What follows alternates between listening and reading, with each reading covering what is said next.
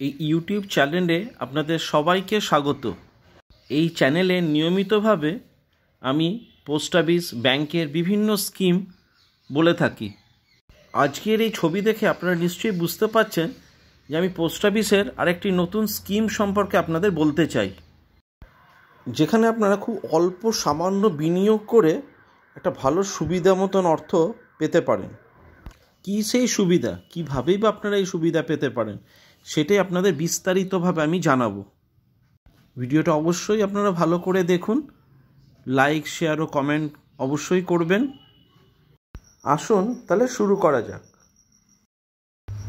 Post অফিসের নতুন একটি স্কিম, 100 টাকা করে জমিয়ে হাতে গরম 2 লক্ষ টাকা। পোস্ট অফিসের সুপার ধামাকা স্কিম। ভবিষ্যতে যে কোনো ধরনের জরুরি অবস্থা মোকাবিলা করার জন্য প্রত্যেক ব্যক্তিকে অবশ্যই অর্থ সঞ্চয় করতে হবে। এর জন্য সর্বোত্তম বিকল্প হলো কোনো স্কিমে অর্থ বিনিয়োগ করা। চাইলে আপনার টাকা বাজারে বিনিয়োগ করতে পারেন, তবে বাজারের টাকা হারানোর ভয় থাকে। যদি অর্থ বিনিয়োগের জন্য একটি ঝুঁকি মুক্ত স্কিম খুঁজছেন, তাহলে পোস্ট অফিস স্কিমে অর্থ বিনিয়োগ করতে পারেন। এছাড়াও একটি স্কিম আছে যেখানে অল্প অল্প করে বিনিয়োগ করে লক্ষ টাকার তহবিল যোগ করতে পারেন। পোস্ট অফিস রিকারিং ডিপোজিট বা আরডি হলো সেরকম একটি স্কিম। যদি দৈনিক মাত্র 100 টাকা সঞ্চয় করেন আর আরডিতে বিনিয়োগ করেন, তাহলে লাখ টাকার তহবিল করতে পারেন। আসুন তাহলে হিসাবটা বুঝে নেওয়া যাক।